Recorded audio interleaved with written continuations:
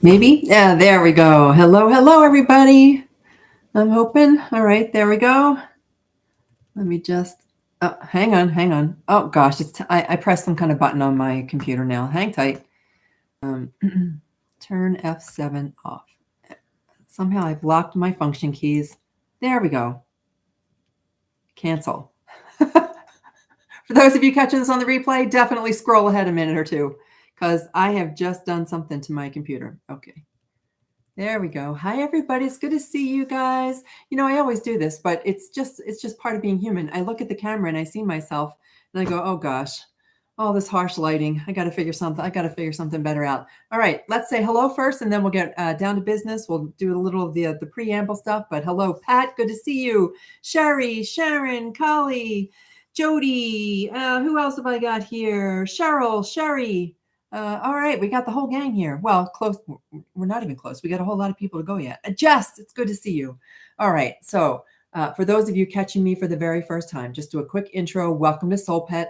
We are the community and the YouTube channel that's dedicated to helping people heal after the loss of an animal companion. We do live streams every Monday, and we get together as a community every Monday night. So you'll see, if you're watching this on the replay, you'll see a lot of comments with support. And you'll see a lot of new folks who join in looking for support. So feel free to do that as well.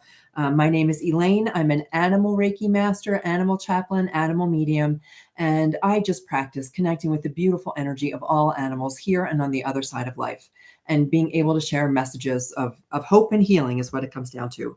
So tonight we're going to talk about that you are not alone. You are not alone. That is the topic. And you know what? So much came up this week. So much stuff came up this week about blame. I get messages all the time, and I got some messages questioning what happened, because we had this discussion a couple weeks ago about forgiveness, about euthanasia, and it was, what if somebody else actually caused the death of my animal companion? So we're going to mention judging and blame, and the reason how, and I'm going to give you some techniques for getting past that.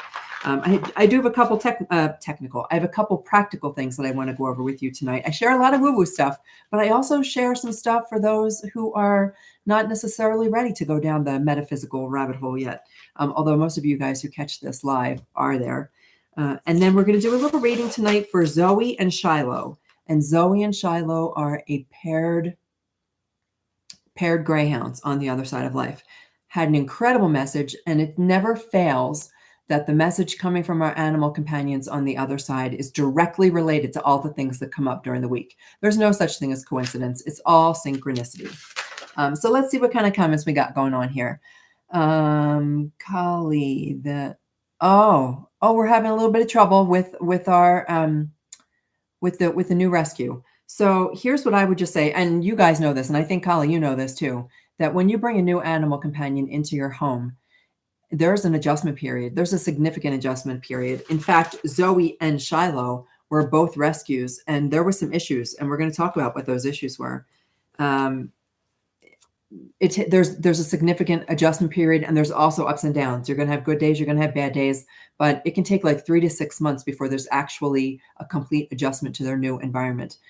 So please don't give up. And if you would like animal communicator, animal Reiki professional, whatever, I can try and find somebody actually in your area if you like. I don't know where you reside, but I'm sure I could help you find somebody. I've got a pretty good network of that kind of thing, just to help with the spiritual side of it, as well as whatever you're going through with, if you're going through training or anything like that. Okay, let's see, what else do we got?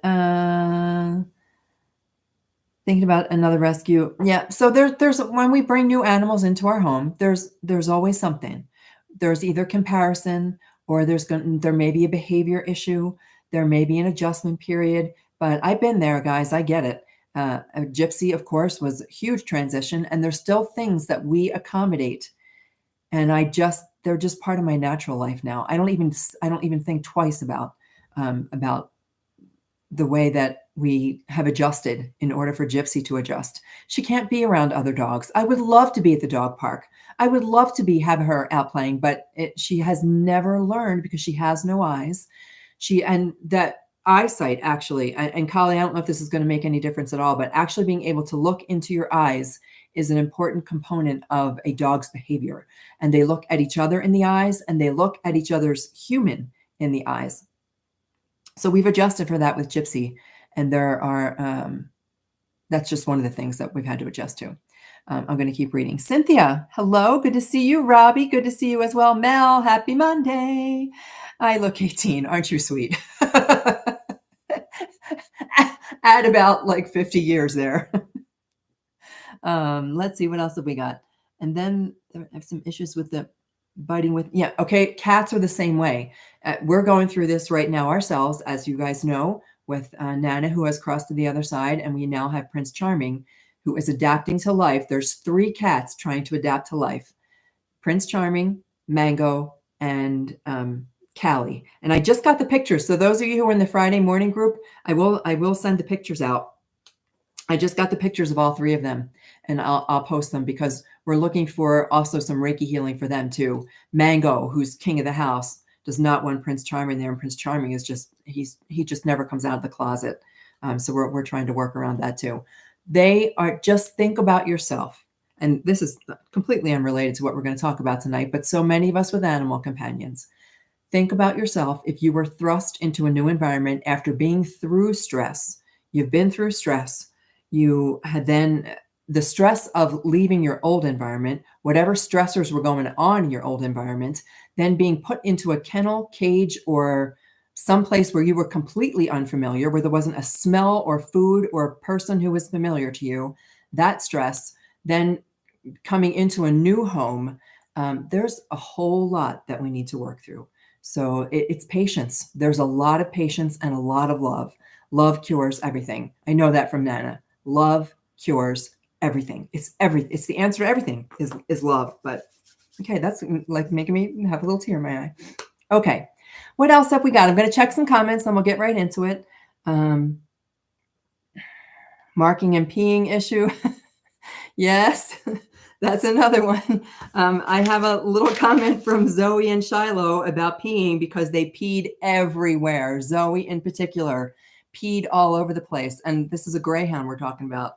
So there is a significant amount of urine when they pee. And she gave an explanation as to why she pees.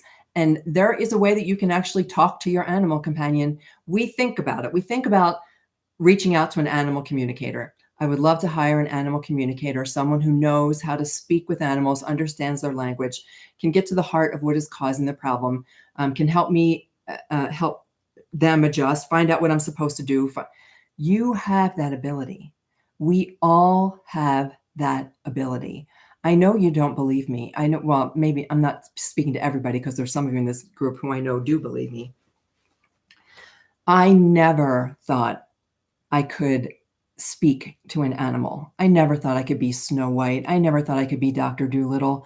I never in a million years even considered that I could connect with animals after they had crossed to the other side. And it wasn't until Lucy opened the doors for me that I realized that that I could receive messages from the other side of life, because the other side of life isn't a place. They're not up there. They're not over there. They're not in a different dimension. The dimension is one of the words we have, but it doesn't even come close to describing the fact that they have not gone anywhere. They've left their physical body, but they're right there. But anyhow, we've been through that 100 times, and I'll say it 100 times more. But the short answer, the long answer to a short question is that we all have this ability. It's natural for us. It's a natural ability that we've just forgotten, that we've never been taught, and that's been squashed in us. I tell the story of when I was a little girl. I was more like 5 or 6, I want to say, and I was at an apple farm, and there was a horse, and I was given pieces of apple in my hand, my little tiny 6-year-old hand. I was given pieces of apple, and I was told how to hold my hand, that you have to hold your hand really flat, and that a horse won't be able to see your hand, and you hold your hand up to the horse's mouth. They'll eat the apple out of your hand. Well, I'm 6 years old. I go like this. I'm holding the apple in my hand. I put the apple under the horse's mouth, and she bites my whole hand. And it was a pretty significant injury. She bites my whole hand, and the adults were all freaking out. And I heard her say to me, and it wasn't a voice. I can't even describe it, but I heard her say to me that she was sorry. She recognized as soon as she bit me, she knew that it was a hand, and she immediately let go. And when I said that to an adult who was with me, I was immediately told that it was all in my imagination. Horses don't talk to us, and we don't hear horses, honey. But so we get that it's pushed down because it's not socially not acceptable. It's just not something that we're culturally taught how to do, but it's natural. It took me 50 years to remember that, 50 years to remember that all we have to do is open our mind, be open to the possibility, and we are able to connect with them. You can now. I like to. We're still on the rescue animal thing. I like to take my pen and take my paper. That's the exercise I'm going to show you guys tonight. Something really important about this. But I like to take my pen and take my paper, and I ask my animal companion, wherever they are, if their energy is in a physical body, if their energy is not in a physical body, I ask the question, what is it that you need? Please tell me. Tell me what you need, and go with the first thing that comes into your mind. If you get the sense, I need to be left alone, I need my own blanket, I need my own crate, I need to go outside more, I need whatever comes first into your mind, you need to trust it, because your brain is, we're going to talk about this tonight, your brain is wired for this. We just don't do it. If you have never known how to play the violin, like I have never played the violin. I was lucky I got to play the piano. Well, you can call it playing the piano. I've never played the violin, but I'm sure if I practiced for a year, I'd be able to do something on the violin. And it's the same with our brain. We just need to practice it a little bit. So you can speak to your animal companion and ask that question. Ask what you can do for them. Ask why they bite. And don't do it right when they're biting, because just like a person, if you catch something, like if you tell somebody, oh, smile, the last thing they're going to do is smile. Or you tell somebody, calm down, the last thing they feel like doing is calming down. So you wait for a quiet moment, and that's when you try to talk to them. You can always reach out to me privately, and I can give you some more instructions too. All right, I'm going through, I'm looking at all that. She just started raising her leg to pee. It's hilarious. Okay, we'll talk about that. Isn't that funny? Zoe and Shiloh both peed, and they gave me an explanation for their pee. Trying to get help with him before he bites bad, right? There are, for those things you may need some behavioral help. There are animal behaviorists, animal communicators, animal trainers. I can also hook you up with some names if you want. I'm more than happy to do so. There is one girl down in Florida. I think she does things remotely, who's amazing, but I'll see if I can get you in touch. Kim, right, there's trauma, and it's releasing trauma. And I'm just going through. Okay, we're all good, all good. Okay, right, Rome wasn't built in a day. There you go. Okay, and we know it, right? We know it in our head. We know the logic, but it just comes down to, do we know it in our heart, that we have this ability? Okay, let's talk tonight. Let me get off of Zoe and Shiloh's page. Let's talk tonight about the couple things that came up. The first thing that came up was you are not alone. And that came up because someone reached out to me to say they didn't just feel lonely. They felt utterly and completely alone. Their animal companion was the one to whom they told everything, knew all the secrets, knew the behind the mask, knew everything, and was didn't just know everything, but was their confidant. Their animal companion was their confidant. And now there was no one. And of course, I directed her to join this group, but that's what we do here. That is absolutely what we do here. But there's more than that. It's more, you are not alone, not just for this community, but around the world. I tried to find a statistic. I've looked for statistics before in the US, and I forget it off the top of my head, but I know a percentage. Approximately 75% of all households in the United States have an animal companion who lives in the home. It ranges all over the place, right? All different kinds of pets. We're primarily dogs and cats here, but there are all different kinds of pets. You know, we've had bearded dragons, birds, rabbits, horses, of course, chickens, roosters. I'm trying to think of all the animals snakes that I've worked with. And 75% of all US households have an animal companion. Besides the variety in the species that resides in the home with us, there's also variety in the level of care and understanding of what an animal companion is. Those of us in this group and anybody who finds this video, even if it's 10 years from now, I suspect that you have had a strong or a deep relationship, a deep personal relationship with your animal companion. They weren't just the family pet, they were a member of the family. So it wasn't just the dog or just the cat. They were a friend and family member and confidant. So with all of those people, if we just take in the United States, if all of those people, I'm trying to think where my thoughts were going with that, just kind of flew out of my head. Oh, if they all have animal companions in their home, then there's going to be loss. And the percentage of households who will have experienced loss and the percentage of individuals who will have experienced loss. And so many people don't know where to turn and they think they are alone, but there are plenty of people who understand. This is another thing for rescues. For those of you who have rescues in your home and you're struggling, reach out to a support group. There are plenty of support groups, whether it is for now. This, I consider us a little support group. We're a little family here. We are building this little community of people who support each other and the new people who come into the group. But there are also other groups. There are local, if you like to meet in person, if you want to talk to a private counselor, there are all kinds of resources for you. Online groups, and the same thing for rescues. There are absolutely groups who will help you manage through the issues that you are bringing, especially with an animal who's been traumatized.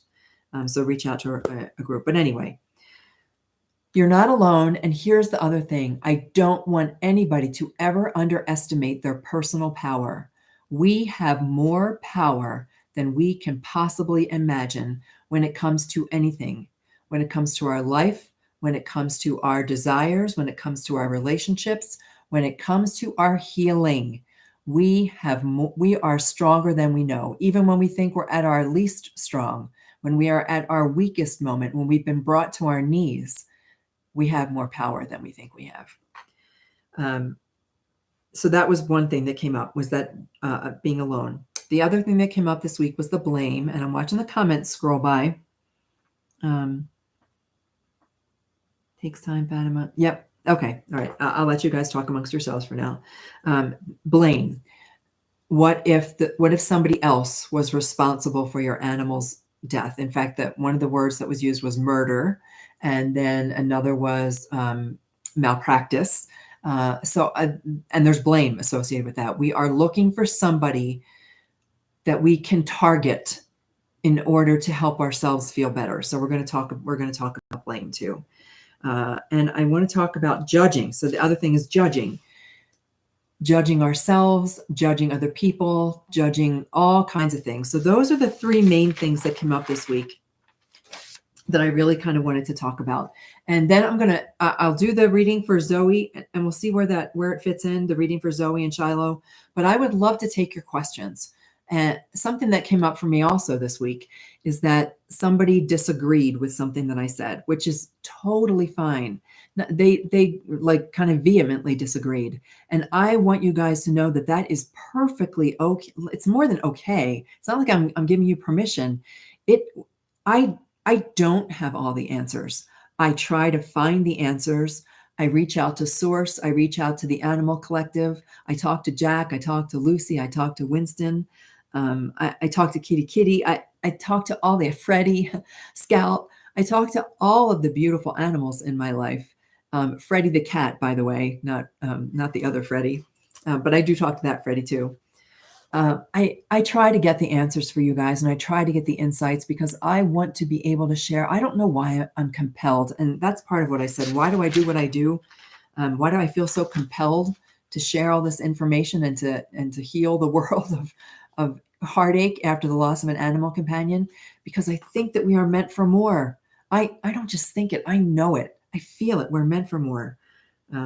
So when I share this information with you, I share it from my heart. I share heartfelt messages that I believe are downloads from Source, God, Buddha, Allah, whatever you want to call your version of a higher power, the divine. Even though I think in reality we're all of that. We are it.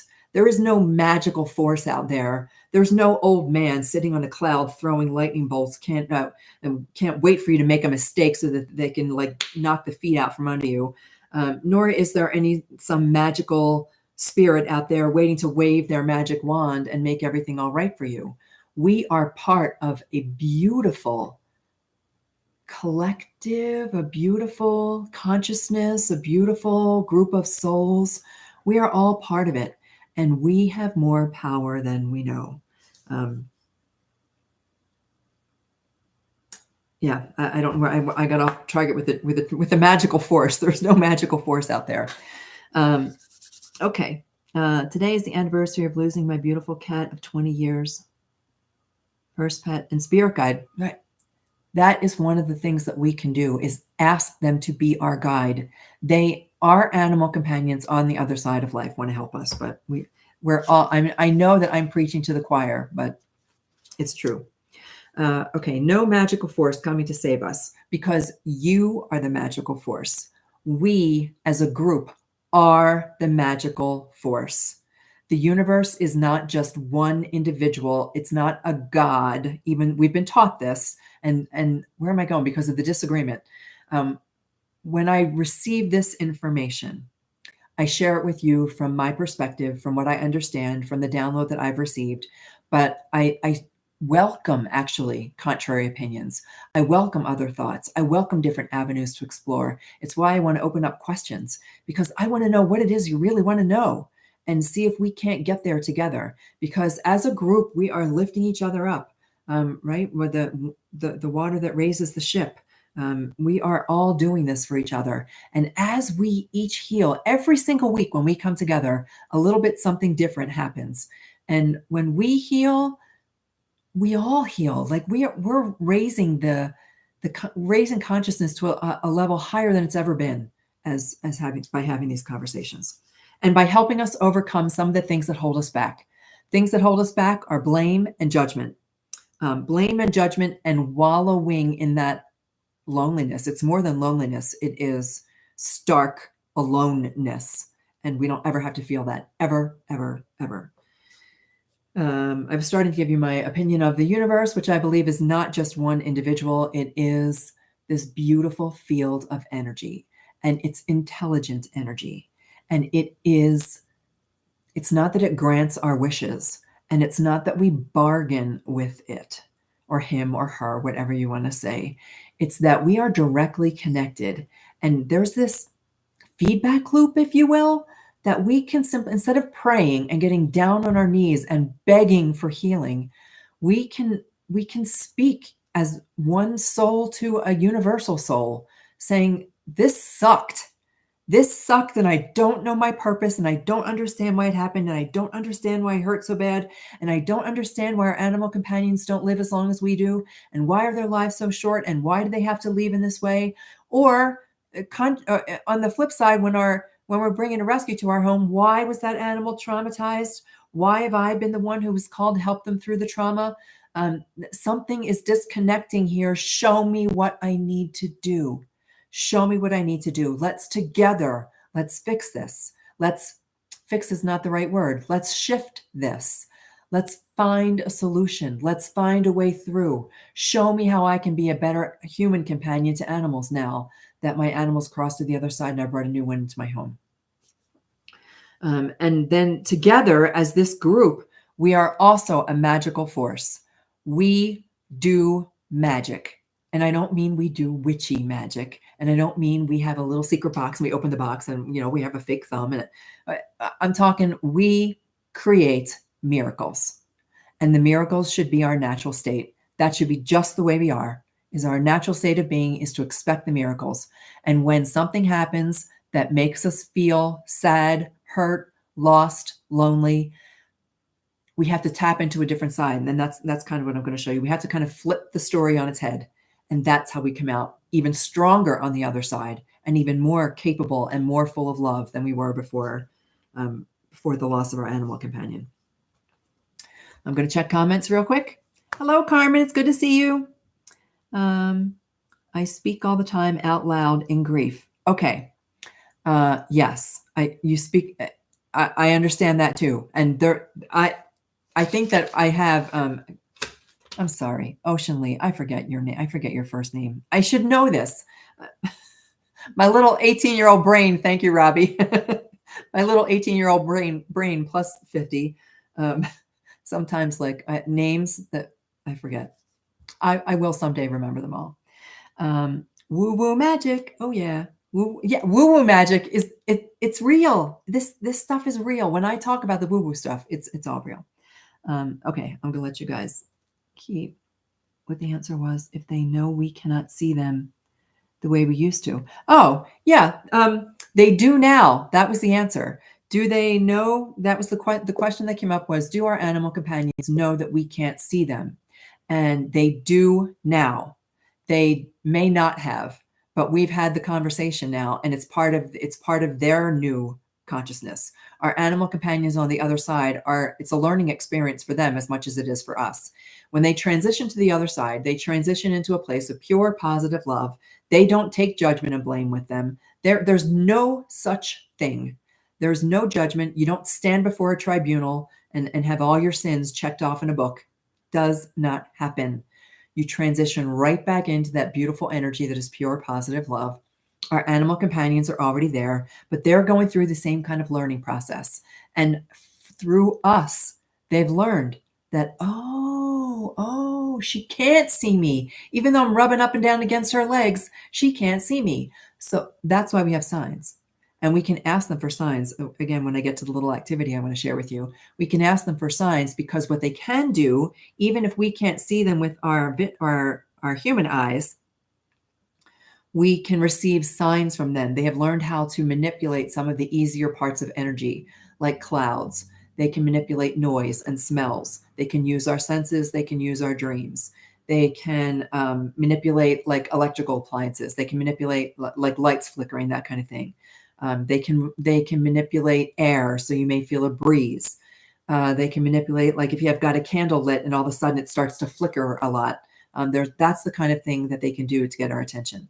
And I have not yet finished my training in water, but there's ways that they can get us messages through water too. So while they did not know that we couldn't see them, they do now. And that's when signs started to become more active. I get messages all the time. Signs have become so much more active now that we understand each other, now that we understand how it works, that we can't see them. Other animals can see them. If you've ever seen your dog or your cat staring off into the corner, babies can often see.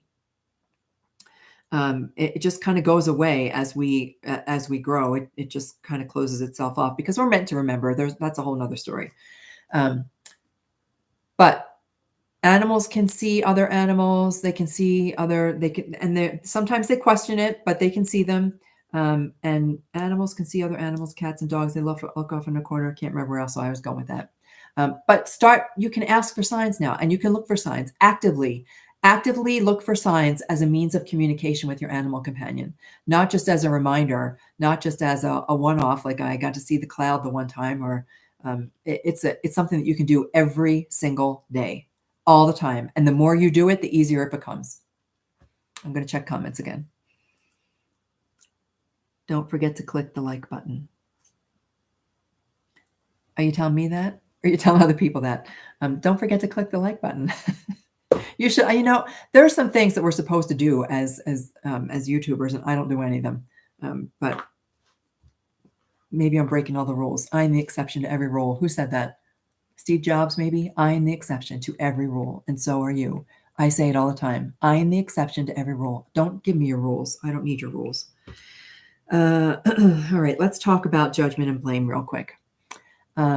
Blame is one of those lower emotions that's going to hold us down here, unable, and I say this without judgment. It simply is, having been there myself. Blame and anger and judging another person, holding somebody else responsible, thinking about saying forgive but don't forget, anything that causes you to stay in that denser emotion, excuse me, prevents us from being able to connect with them because our vibration is not the same. Nikola Tesla said, if you want to know how the universe works, then you've got to think in terms of frequency and vibration. Albert Einstein had a similar quote. I can't think of it off the top of my head. It's all about the fact that every single thing vibrates. Every single thing vibrates. Now, some of it is a really dense vibration. It vibrates so that it's solid. We are all vibration. Our body's vibrating all the time. When our animal companions leave their body, they shift in their vibration. When they enter the energetic field or the quantum field, when their soul goes there, their energy goes there, they are at a completely different vibration. I always use the example of the radio station. So you're on a radio station and you're trying to listen to country music, but the only thing that you're turning the dial to is a rock station or classical. You're not ever going to get there unless you tune into that. And people say to me then, but how do I know what that vibration is? There's only one vibration. It's the vibration of love. If you can find a way to open your heart with love, which is what I'm going to teach you in a little bit, if you can find a way just to love everything, it's the hardest freaking thing in the world to do, to love something that you hate, to love that which somebody else that you would normally hate. And this is so apparent right now in the US with all of the political stuff going on, to love something that you would normally hate. Find a way to love it. And I'm going to use some different words than love. That will get you to their vibration. But you have always had a vibratory, that's the word. You've always had a vibratory connection with your animal companion that is unique, and it is only yours. Nobody, I can't tell you. I can tell you to say the word, like I love the word I feel it just gives me such a good vibration that I can feel Lucy trot right into the room. There's another word, the N, you just go, It vibrates. It vibrates in your body. You can feel your tongue vibrate. You can feel your head vibrate. Every single person is going to have a unique vibration. You can pick whatever you want, and you can physically allow your body to vibrate, and that will invite your animal companion in. Why? Because it turns off the negative emotions. When you focus on creating a vibration, a vibratory feeling in your body, a frequency in your body, your brain isn't thinking about holding Mr. Smith who ran over the kitty cat, holding him responsible for that. Not happening. You're not angry at your spouse for leaving the door open. You are creating a space. And once you create the space the first time, you don't ever want to go back. You always want to continue forward with that. So the first thing is to let go of blame. I'm saying this without judgment because it's hard. We want to hold somebody responsible. We want somebody held responsible for our pain. And we can just let it go. We can let it go. And I know I can't just let it go. I can't let it go. I'm going to help you with that. Because I think that there's a way that you can let it go. And it's not necessarily fake it till you make it. But I'm going to show you how to fake it till you make it. Okay, judging. Here's the other thing about judging. When we judge and blame somebody, blaming, I can pretty much, I don't know for certain. I'm sure there are people that would be the exception. If somebody was responsible for the loss of somebody else's animal companion, there's a chance that they are holding themselves in such a deep place of blame that they're going to have to do their own work to overcome it. They're going to have to do their own shadow work to overcome that. So kind of give that some thought that they're already probably self-blaming, flagellating themselves over the situation. And another person's blame is only compounding what they're already doing to themselves. We are our own worst judges. We hold ourselves to higher standards than anybody else ever. And we have to kind of work through that too. That's it. And we call it shadow work, or working with your shadow side. That's what I call it. But so judging is a little bit different. I would like you to think, and if maybe this is one of the activities that we do, is to take a pen and paper. It doesn't have to be a pen and paper. It can be your phone. It can be anything. And I would take a day and just make a little tick mark on a little piece of paper or on a little pad. Make a little tick mark every time you find yourself judging yourself. Every time you look in the mirror and say, every time that you get on the scale Every time that you, can you tell I have food issues? Every time you put M&Ms in your mouth. Anytime that you find yourself judging yourself for saying something stupid, I did used to say that. Now I just, whatever, if it comes out of my mouth, it comes out of my mouth. I used to say, I should just zip it. I should just be quiet and I'll never speak again.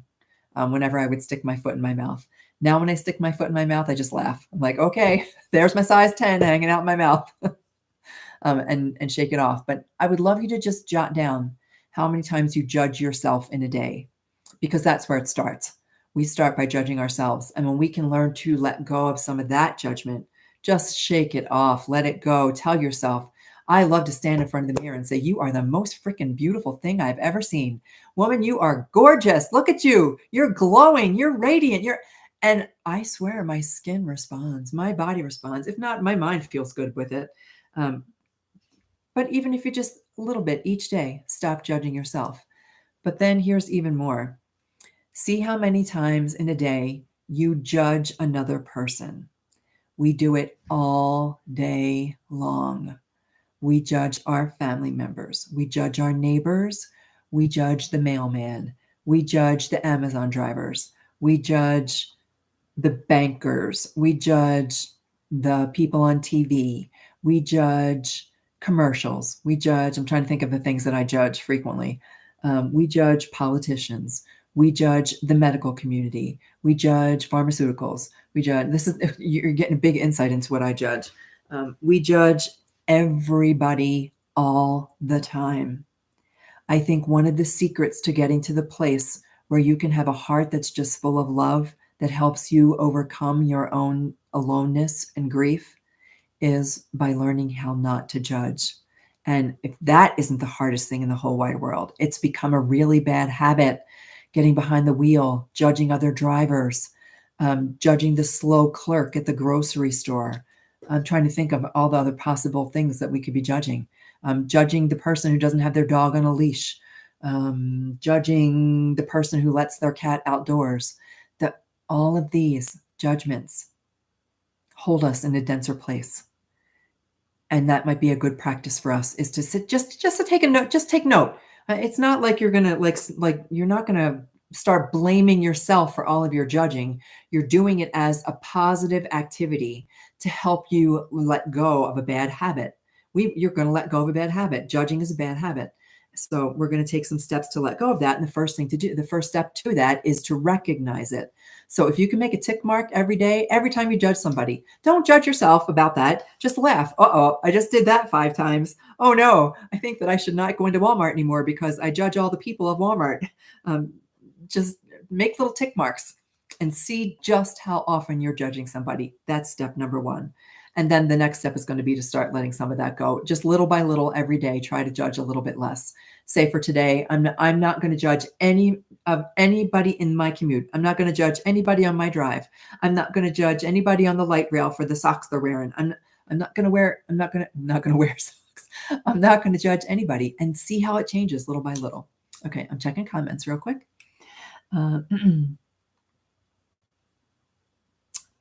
My husband ran over a cat of ours 5 years ago. Okay. This came up also with a beautiful, beautiful, beautiful dog. I better not say the name because it's someone who I know very dearly, who ran over her own dog. Little doggy was laying in the garage and she did not see and ran over her own doggy. So it is, talk about there wasn't even a spouse to blame. There was nobody to blame. And the self-recrimination and it still hasn't ended. And that was probably 10 years ago. And she still carries it. So that's why that is, again, the reason I do what I do, why I feel so compelled to do this, because I would love for us all to heal from these experiences. We're not meant to carry them like a bag of like a cross on our shoulder, like a bag of boulders. What's that other guy, right? A guy who had to carry the boulder around with, or whatever. We're not meant to carry that load. We're meant to find ways to release it, and we can come out on the other side. I felt things when I moved to.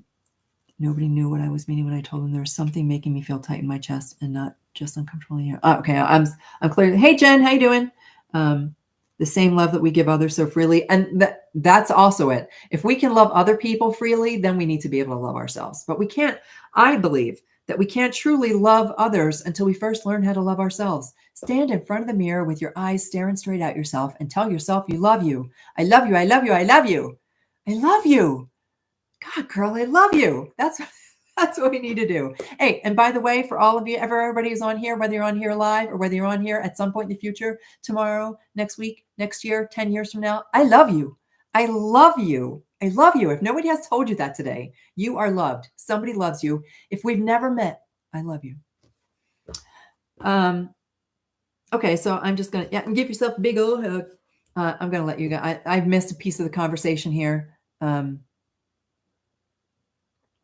Drive at night saying, stay in the forest, animals. Okay. I clearly missed part of the conversation. That's okay, because I try not to always focus on the comments. But if anybody, like, you can always, I don't know, put Elaine in caps. Elaine, question. And I will be happy to answer it. Wildlife. It is amazing. I'm going to tell you guys a little secret. There's nobody here. I'm looking around like there's somebody here who can hear. There's nobody here but me. My family went, there's judgment here. There's so much judgment going to come out of my mouth. My family likes to hunt. Since I was a little girl, my family has always hunted. All the men in the family have hunted, and one woman has hunted. And I can no longer tolerate hunting. That's on me. That's on me. I cannot kill another living thing. I can't do it. I just can't do it. So that's my thing. I get it. I'm not saying anybody else has to feel that. But when they went hunting this week, I put a little prayer out there. I sat down in my meditation chair.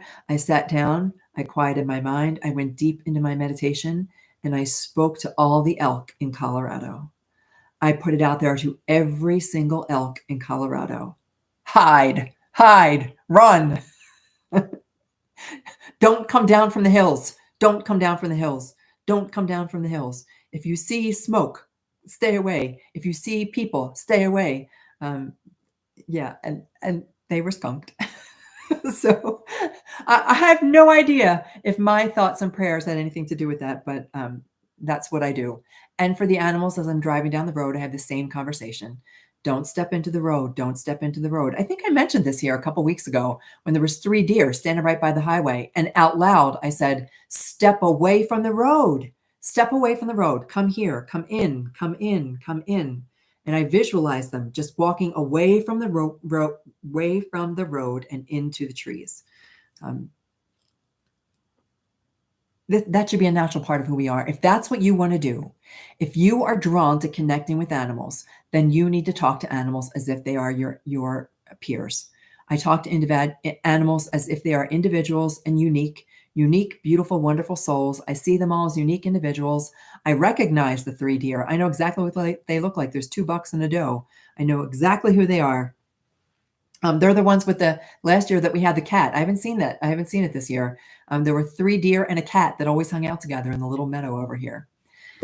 Talk to them. Talk to the animals. And when you start to talk to wildlife, I talk to the birds. I talk to them all. For those of you who've been through my animal communication class, you've heard me say this many times. Start talking to all the animals because they talk back to you. And then when the wildlife starts connecting with you, our domestic animals, are those that share our home, start talking to us too.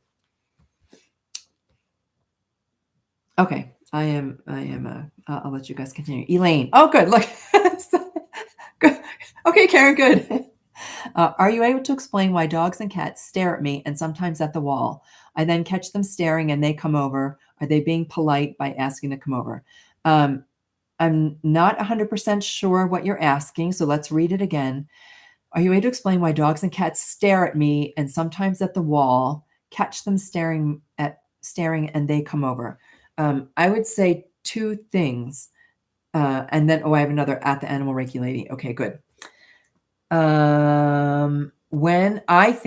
When our dogs and cats see a soul on the other side, they want to know if we see it too. So that may be one instance. They want to know if we see it too. So if they're looking off and then they look over at us for reassurance, they may be wondering. And I just reassure them like, okay, I don't see what you see, but I trust that you see it. And then I try to get a feeling.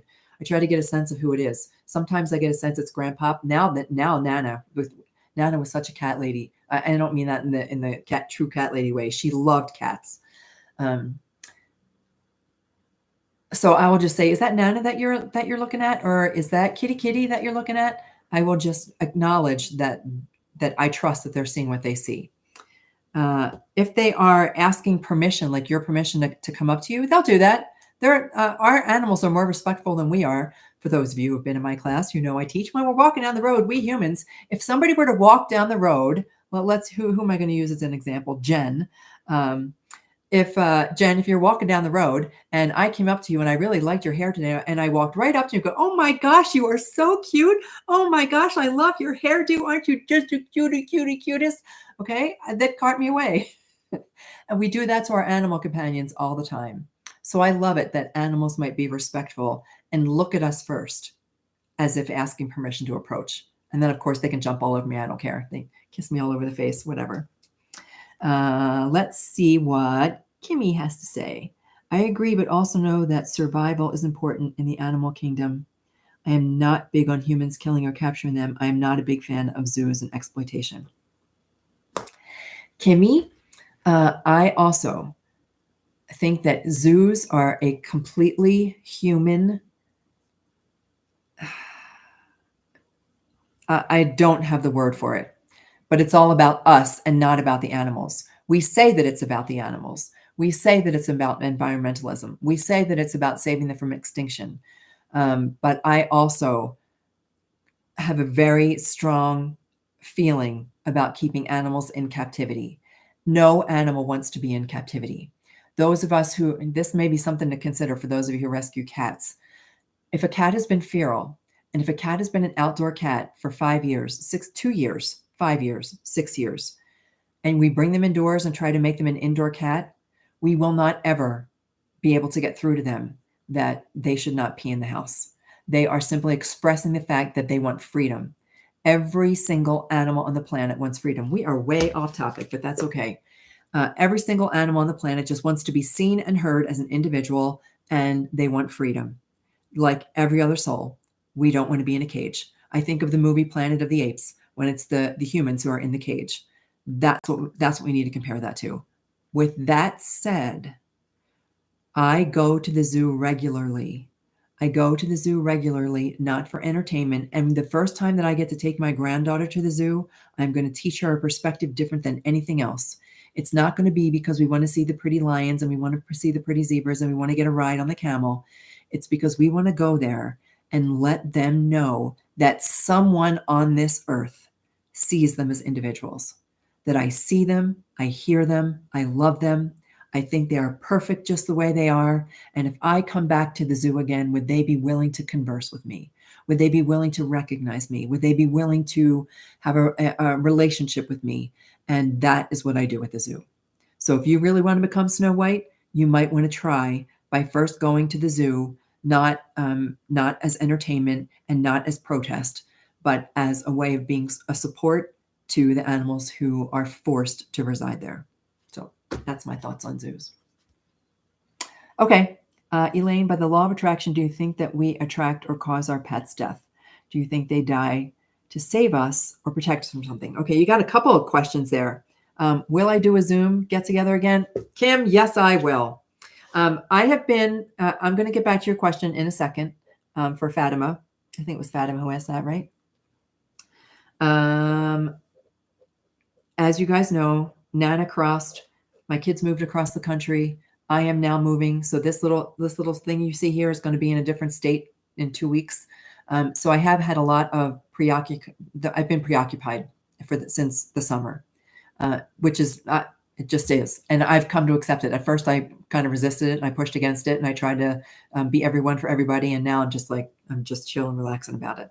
Yes, Kim, I really, really want to do another Zoom again. For anybody who wants to join me on a Zoom, that way we can actually converse. And it's not just me talking at you guys trying to read questions. It's time for a Zoom. So I'm making myself a little note of that. Fatima. Fatima asked, by the law of attraction, do we think we attract or cause our pet's death? Absolutely. I shouldn't say the word absolutely. Law of attraction. It's kind of what I'm going to talk about, and we're already at 50 minutes, so I kind of want to get to that. But I'll talk about whatever you guys want to talk about, actually. That's what I'm going to do. I'm going to talk about whatever you guys want to talk about.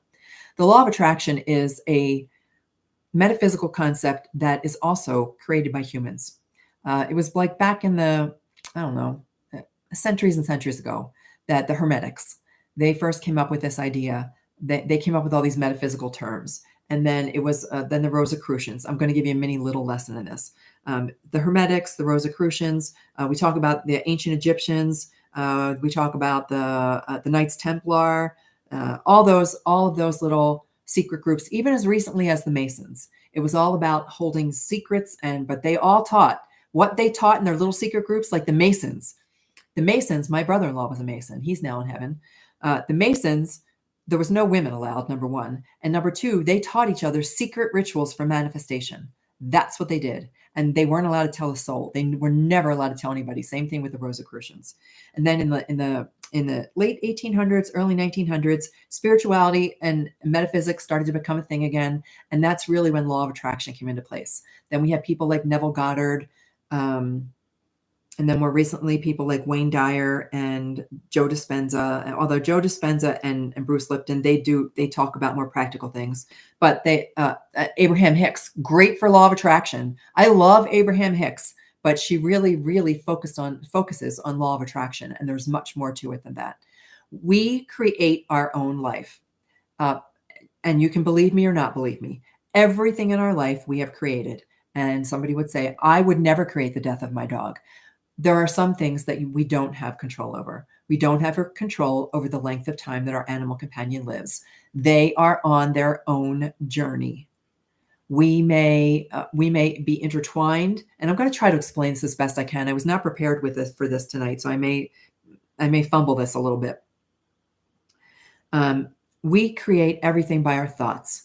And what I wanted to show you tonight, and which I'm going to still try to show you, is that there's a way to rewire your brain so that everything shifts. The way you think about everything shifts. And you can do it for anything. I'm going to talk about how to do it for grief, but you can do it for anything. So if your animal companion died in a way that you would never wish on yourself or your animal companion, there's a reason for it that I probably don't know.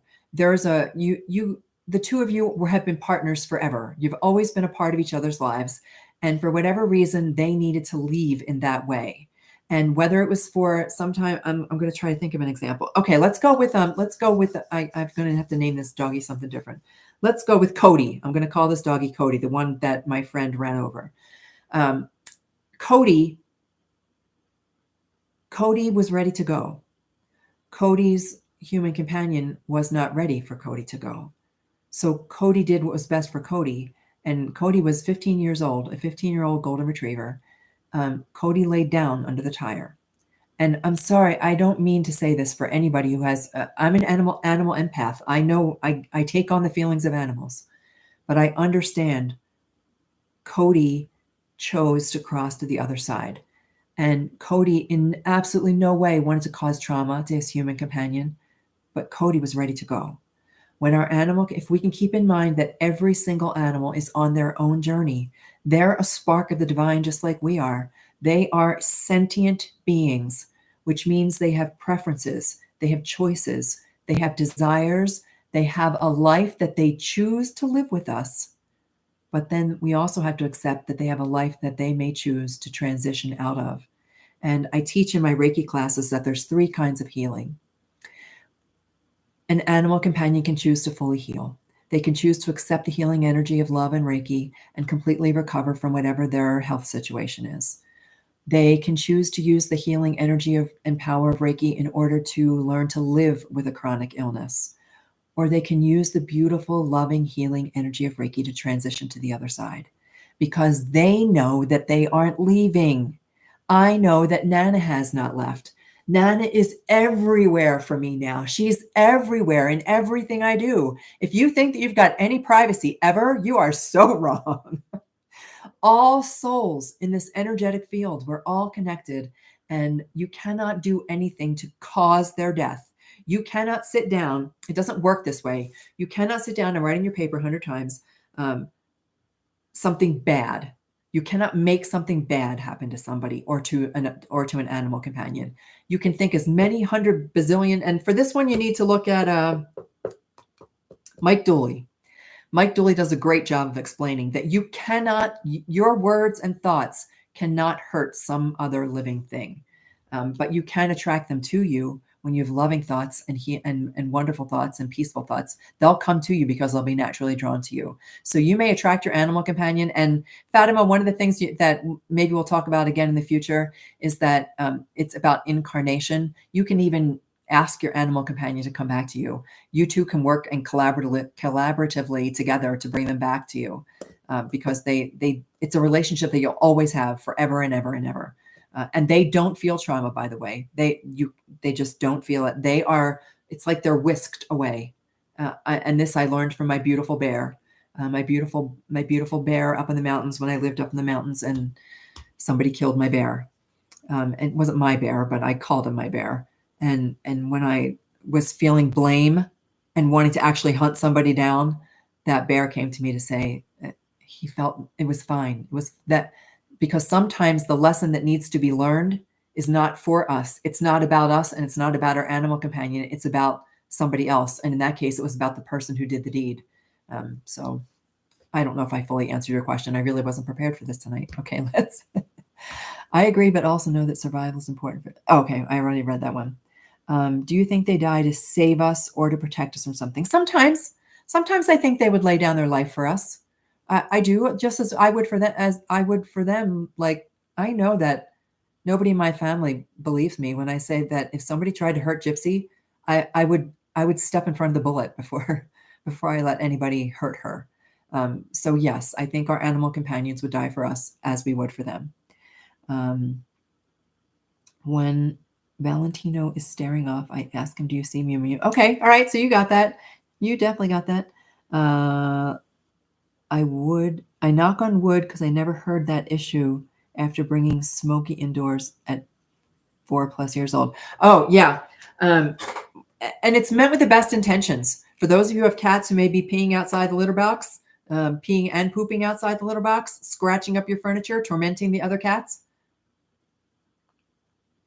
When we bring feral cats inside, they don't respond well. You may be able to get to a point. You absolutely may be able to get to a point, or maybe they were ready. Maybe they were done. But if you've got an animal companion who's having behavior issues after you bring them inside, after they've been living free, it's often, that's the issue. You are leaving. Oh, don't worry. No, I'm not leaving Colorado. That's a really good question. Here's what I decided. Now that I do this for my life, my whole business is pretty much online, and then I do events throughout the year between my YouTube and my online classes. I have decided that I can be wherever I want to be. So I still have family here in Colorado, so I've got a little space here in Colorado yet. I have a little space in Wisconsin where my granddaughter moved. And then my goal is to visit wherever I want to go. So if you guys have any suggestions about where should be my first stop, I would be happy. As long as, like, today was the first day of snow here in Colorado. It was our first day of snow, not in this year, but for this season.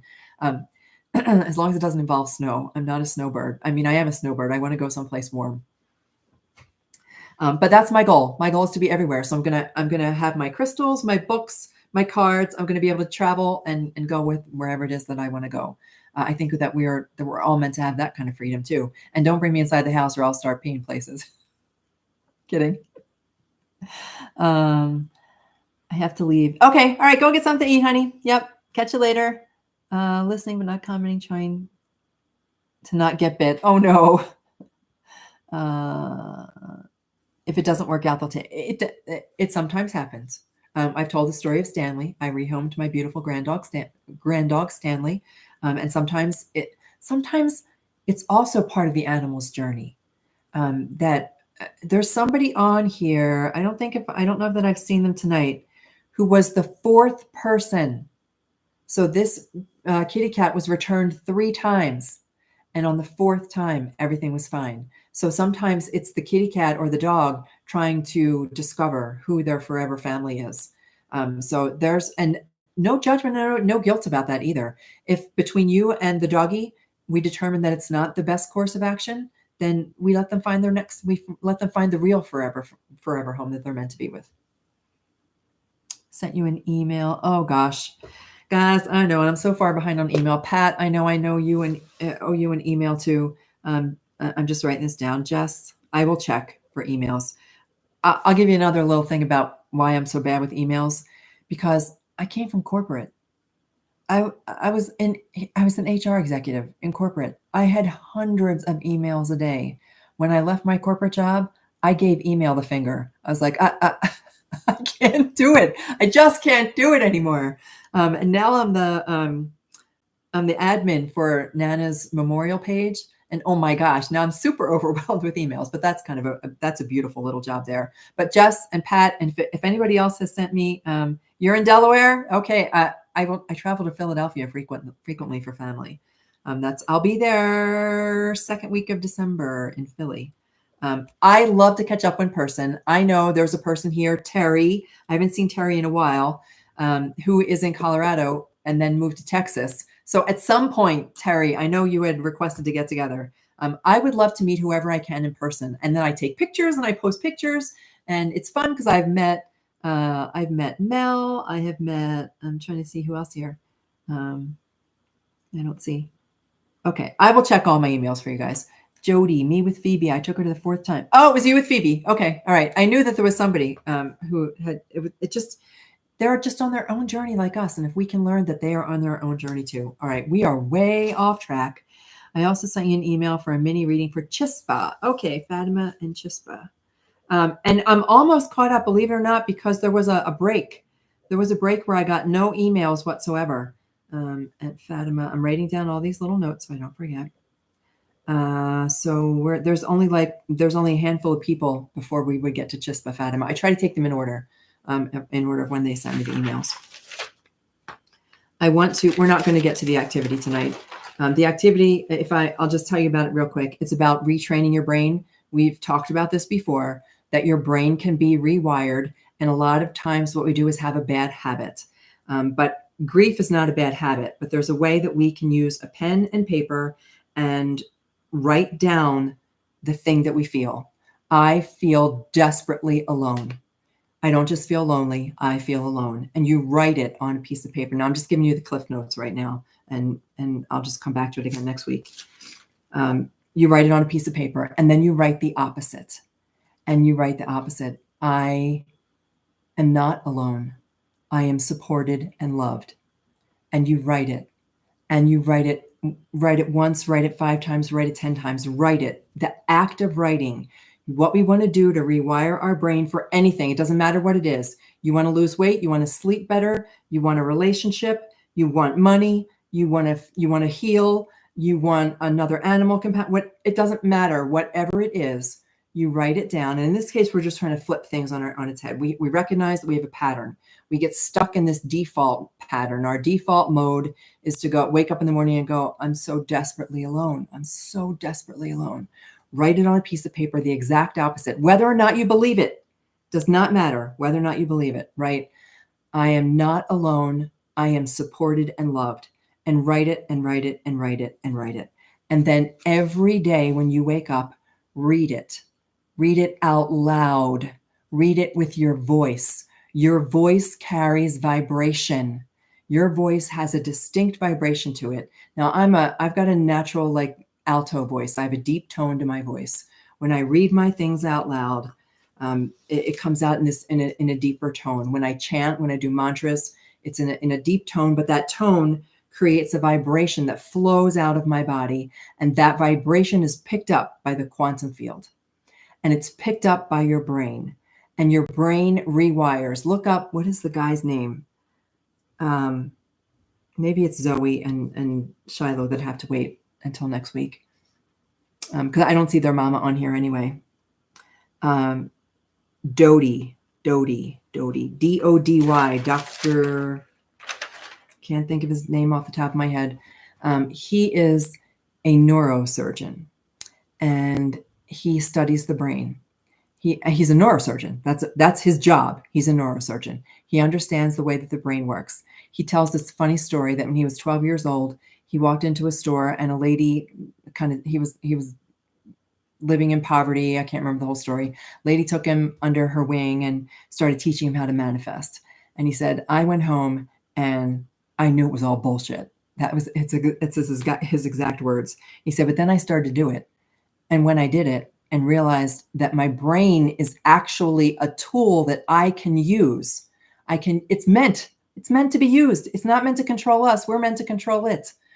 We can use our brain. So this is what you do. You use your senses and your brain. So you hold your pen. Now, woo-woo magic, I tell you that my pen, my beautiful, wonderful blue Bic pen, is an extension of the universe. And when I write, it flows to me and it flows right through my body, through my pen. You don't have to go there if you don't want to. Pick up your pen, tactile. You're touching something. You are writing the words. You are then looking at the words. You are reading the words. You are speaking the words out loud, and you are hearing yourself speak those words. That's how you rewire your brain, and you can do it for anything at all. It doesn't matter. Rewire your brain. You have to be willing to take the first step. You have to be willing to do a little bit of the work. You have to be willing to feel a little icky in the beginning, going, this is stupid. I don't feel better. I don't feel loved and supported. I do feel alone. I'm lying to myself. It's okay. You're not lying to yourself. You are retraining yourself to think in a different way.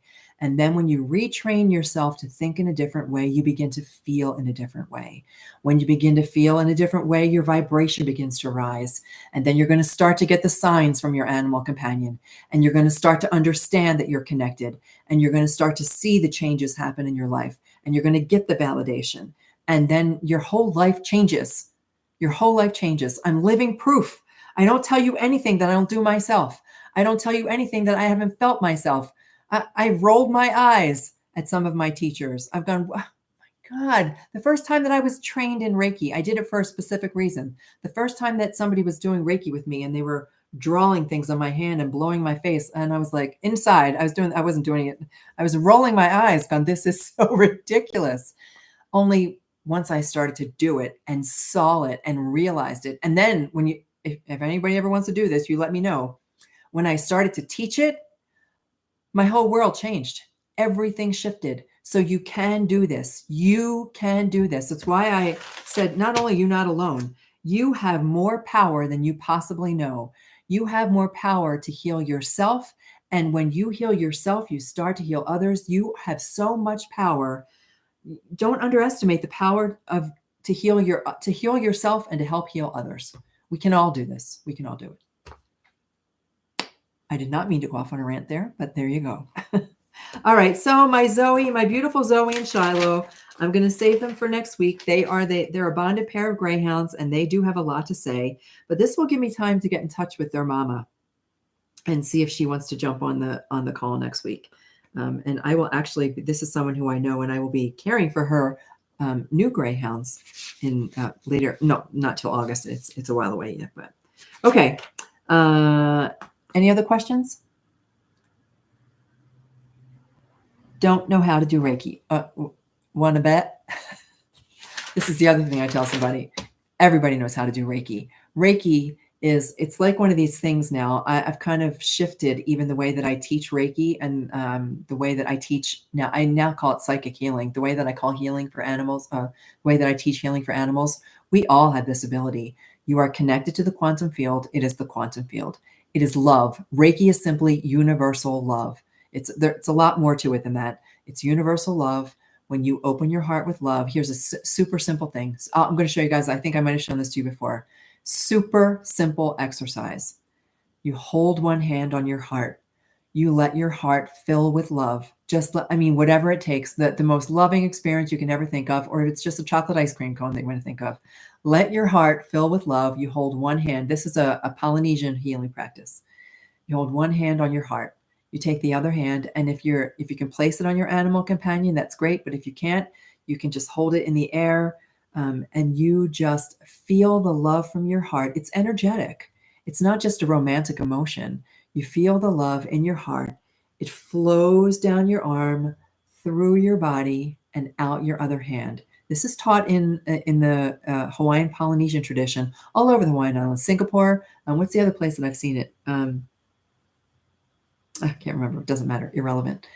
You let the love flow out of this hand, and then you trust that all is well. This is all I ever say. All is well. All is well. You are perfect just the way you are.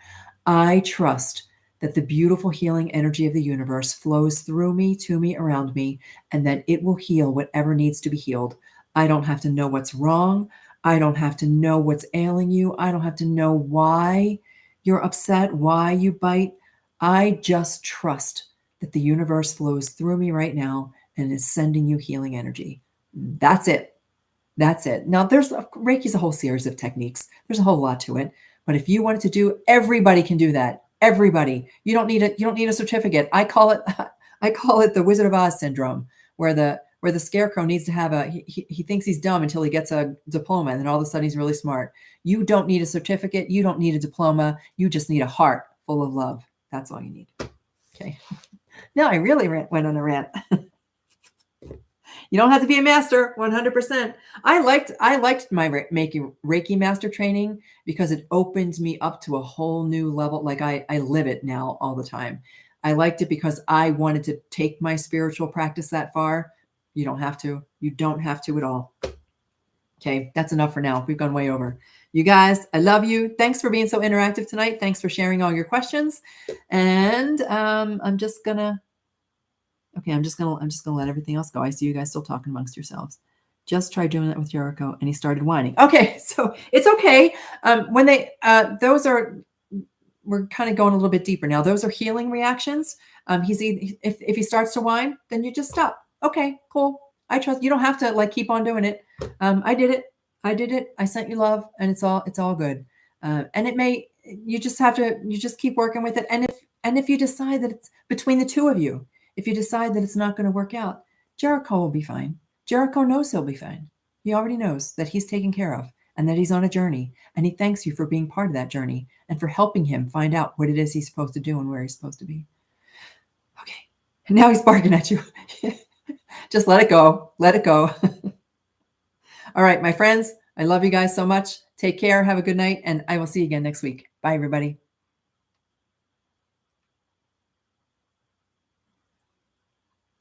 Maybe if I can figure out how to end. There we go. Bye.